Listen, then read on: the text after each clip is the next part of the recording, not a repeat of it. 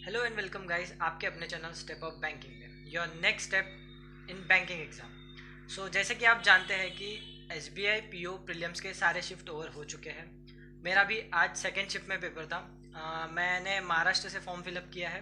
तो आप कमेंट में डाल सकते हैं कि आपने कौन से स्टेट से फॉर्म फिलअप किया है और आपके कितने अटेम्प्ट्स थे। ओवरऑल अगर देखा जाए तो शिफ्ट मेरी मॉडरेट थी, ईजी नहीं थी। बट जैसे स्टार्ट करते हैं सबसे पहले इंग्लिश से। तो इंग्लिश 40 मार्क्स का था। उसमें आर सी आया था सबसे पहले 10 मार्क का। उसमें मैंने सबसे पहले सिनोनिम्स एंड एंटोनिम्स के क्वेश्चन सॉल्व किए। उसके बाद मैंने जंप किया एरर डिटेक्शन पे, उसके 5 क्वेश्चन मैंने सॉल्व किए। ज़्यादा टफ नहीं थे, नॉर्मल लेवल था। देन उसके बाद फ्रेज रिप्लेसमेंट के क्वेश्चंस थे। देन फिलर्स के क्वेश्चंस थे एंड पैराजम्बल थे जो थोड़ा मुझे मॉडरेट लगा। ओवरऑल अगर देखा जाए तो मेरा 34 अटेम्प्ट हुआ है इंग्लिश में। उसके बाद आते हैं क्वांट्स पे। क्वांट्स मुझे मॉडरेट नहीं था, इजी टू मॉडरेट था, लेकिन उसमें टाइम टेकिंग बहुत था, लेंदी लगा मुझे थोड़ा, क्योंकि 3 मिसिंग नंबर सीरीज आए थे जिसमें से मैंने 2 सॉल्व किए। एक का मुझे नहीं कनेक्ट हुआ कि क्या लॉजिक है उसमें।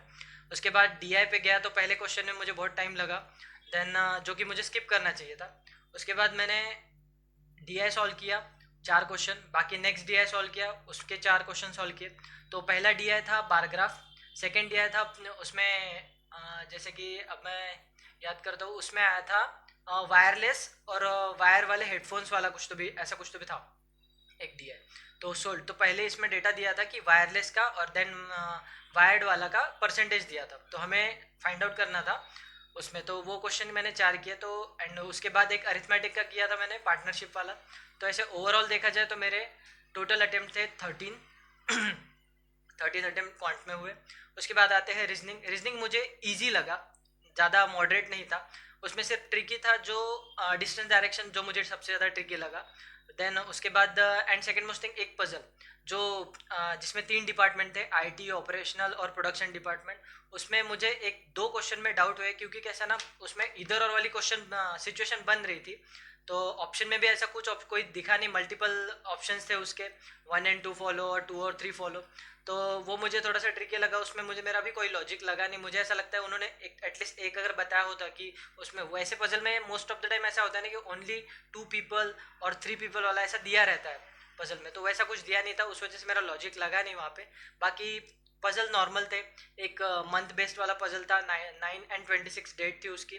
देन 14 लोगों का एक लीनियर रो था, एक दूसरे को फेस कर रहे हैं, टोटल 14 लोग, 7 ऊपर 7 नीचे, नॉर्थ एंड साउथ, वो एक पजल था। उसके बाद एक पजल था जो मैंने लास्ट में सॉल्व किया, जो मेरा इजीली सॉल्व हो गया। ठीक है। तो ऐसा टोटल ओवरऑल देखा जाए तो मेरे 23 अटेम्प्ट गए। लास्ट में एक क्वेश्चन था मिसलेनियस का, वो सॉल्व करते करते मेरा टाइम चला गया। तो ओवरऑल अटेम्प्ट मेरे है टोटल 70।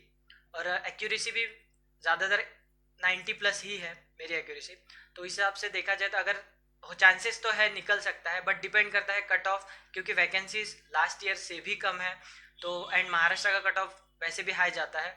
तो उस हिसाब से कोई हम प्रिडिक्ट नहीं कर सकते। जैसे मुझे ऐसा लगता है एक्सपेक्टेड कट ऑफ दोनों दिन के शिफ्ट के हिसाब से अगर देखा जाए ओवरऑल, तो मुझे ऐसा लगता है कि जनरल का कट ऑफ 62 to 63 के रेंज में ही रहेगा, उतना ही जाएगा। ओबीसी का कट ऑफ अगर देखते हैं तो वो 60 के अराउंड ही रहेगा, और एससी का कट ऑफ 55 to 60 के अराउंड रहेगा। आप अगर आपने भी अगर पेपर दिया है, आपको कैसा लगा, आप भी अपना कमेंट में अपने अटेम्प्ट्स, अपना स्टेट और आपने कहाँ से फिल किया है फॉर्म, सब पूरा डिटेल डाल सकते हैं कमेंट में। मिलते हैं गाइस नेक्स्ट वीडियो में। All the very best.